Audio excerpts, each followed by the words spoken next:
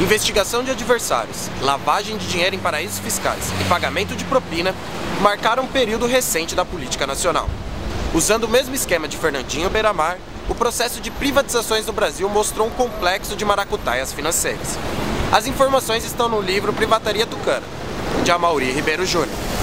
José Serra é o personagem central da história. Confira agora na TV com TR.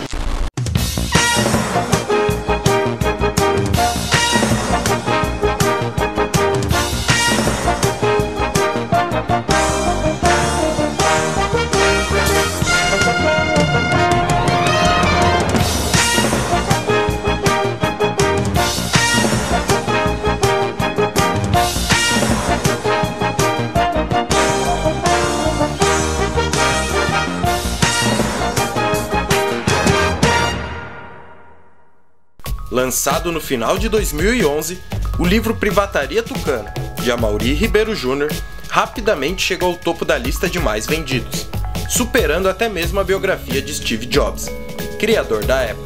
O livro mostra o funcionamento do esquema de corrupção montado no governo de Fernando Henrique Cardoso, no período das privatizações. São citados casos de propina que teriam sido pagas a Ricardo Sérgio de Oliveira e outras pessoas ligadas a José Serra, na época, ministro de Planejamento de FHC. A privataria, segundo as denúncias, trouxe benefícios e fortunas pessoais aos envolvidos.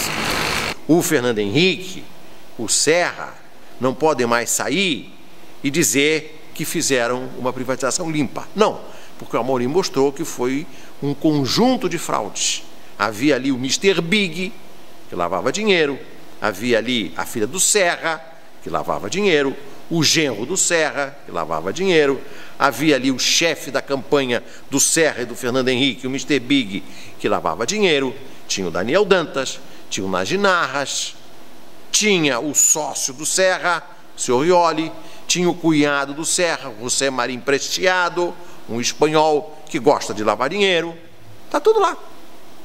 A expressão privataria surgiu pela primeira vez através do jornalista Hélio Gaspari.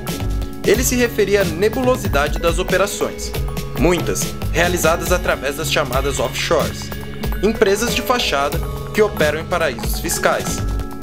Essas empresas geralmente são usadas para lavar o dinheiro do tráfico de drogas e da corrupção. Os paraísos fiscais são lugares tentadores para se abrir uma conta devido à isenção de impostos, mas o atrativo principal é proteger e manter a identidade de quem está por trás dos negócios. A legislação complacente não se interessa pela origem do dinheiro. A maior concentração de paraísos fiscais está na América Central. Lá estão mais de um terço deles. Uma estimativa da Organização para a Cooperação e Desenvolvimento Econômico indica que a soma dos recursos escondidos nestes édens está na casa dos 5,5 trilhões de euros. Calcula-se que 22% dos investimentos globais trafeguem por este esquema. E foi através das lavanderias de dinheiro que o processo de privatizações trouxe enriquecimento ilícito a pessoas ligadas a José Serra, Ricardo Sérgio de Oliveira, Gregório Preciado, Verônica Serra, Daniel Dantas e Verônica Dantas são os personagens principais da história. Geralmente, a lavagem de dinheiro passa pelo mesmo processo. Primeiro, o dinheiro é fracionado e se converte em outros valores por meio do sistema financeiro, bancos, bolsas de valores e casas de câmbio. É remetido para fora do país através de cheques administrativos, mercadorias e empresas. Depois, uma cascata de operações financeiras é realizada com a participação de pessoas físicas e jurídicas e paraísos fiscais. Afastado de sua procedência real, o dinheiro retorna como capital lícito. As offshores atuam em todo o processo. Permitem as remessas ilegais ao exterior por meio de uma rede de doleiros, camuflam e trazem o dinheiro de volta ao país.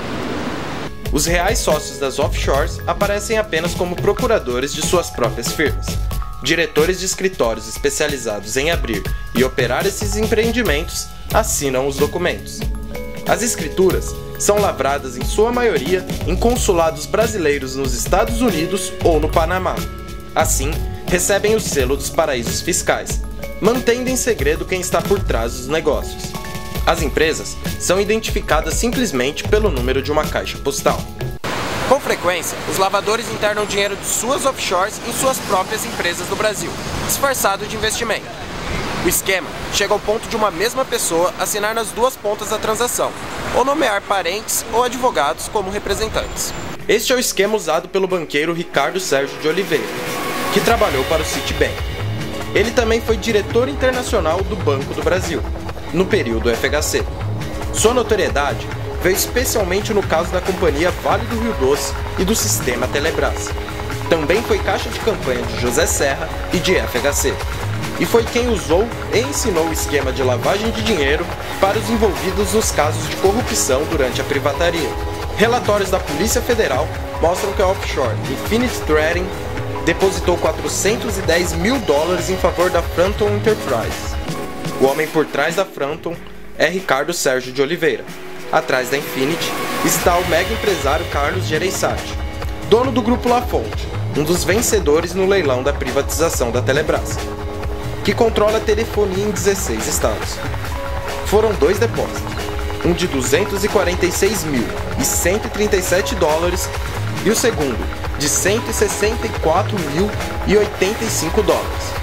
O jornalista Amaury Ribeiro Júnior aponta Ricardo Sérgio de Oliveira como quem manobrou e formatou os consórcios visando favorecer empresas durante a compra das estatais.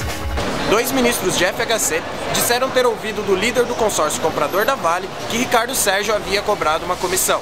Como diretor do Banco do Brasil, o faturamento das empresas de Ricardo Sérgio cresceu muito. E enquanto boa parte da população tem dificuldades em conseguir um empréstimo, Gregório Preciado teve o perdão de uma dívida milionária com o Banco do Brasil. E mesmo falido, conseguiu entrar no consórcio de privatização do setor elétrico. Boa parte das denúncias do livro já foi citada pela grande imprensa, mas sem muita atenção aos casos e sem acompanhar os desdobramentos. O fenômeno das vendas do Privataria Tucana é, digamos, de certa forma, a primavera árabe na indústria da comunicação brasileira. O livro foi totalmente boicotado pela grande mídia, pela grande imprensa, aquela que no meu blog Conversa Fiada eu chamo de PIG, Partido da Imprensa Golpista, porque é um partido que trabalha invariavelmente para derrubar os governantes trabalhistas. Essa grande imprensa, o PIG, boicotou de forma vergonhosa, inacreditável, o lançamento do livro, e não só o lançamento, mas depois as vendas do livro. O livro se tornou best-seller, o livro a essa altura deve ter vendido aproximadamente 120, 130 mil exemplares, e isso não é notícia. O livro do Fernando Henrique deve ter vendido a 10ª parte disso, o livro do Boni deve ter vendido um pouquinho mais do que o livro do Fernando Henrique, os livros do Paulo Coelho vendem o que o Amaury Ribeiro Júnior vendeu, e o PIG não deu bola para o livro do Amaury. Isso significa que essa mídia tradicional, o PIG, hoje tem um poder muito limitado, muito restrito. Eles têm aquilo que o professor Vanderlei Guilherme dos Santos, no Rio, uma vez formulou na revista Carta Capital. Eles têm o poder de fixar a agenda e de extrair o comportamento da oposição no Congresso. Eles produzem a oposição. E a presidenta da Associação Nacional dos Jornais, a funcionária da Folha de São Paulo, Judite Brito, já disse, em plena campanha de 2010, que o PIG é a verdadeira oposição no Brasil. Tantas denúncias levaram o deputado Protógenes Queiroz, do PCdoB, a recolher 186 assinaturas para a abertura de uma CPI. Mas ele reconhece que a comissão só será mesmo criada se houver pressão popular.